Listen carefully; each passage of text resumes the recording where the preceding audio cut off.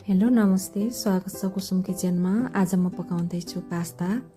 Pasta पकाउन एकदमै सजिलो छ र त्यति नै मिठो पनि हुन्छ र मेरो फेभरेट पनि हो पास्ता।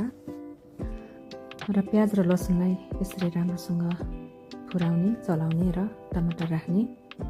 टमाटर राखिसकेपछि यसलाई राम्रोसँग चलाउने र यसमा चना राख्ने, आलु राख्ने र पास्ता राख्ने। आलु, चना र पास्ता मैले बोइल गरेर राखेको हो। यसलाई बोइल गरेर पकाउनु पर्छ।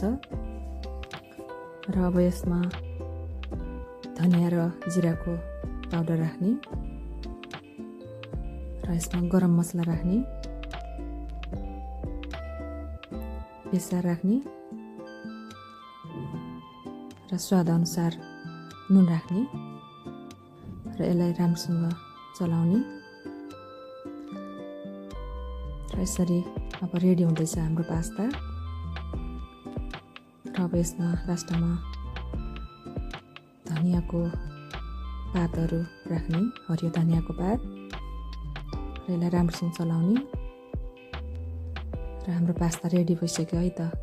तपाईँहरू पनि यसरी नै पकाउनु होला। यसरी पकाउँदा एकदमै मिठो हुन्छ र हेल्दी पनि हुन्छ। बच्चाहरूको लागि एकदमै फेभरेट पनि हो यो। बच्चाहरूलाई एकदमै मनपर्छ र यसरी नै तपाईँहरू पनि पकाएर खानु होला है त। थ्याङ्क यू, धन्यवाद।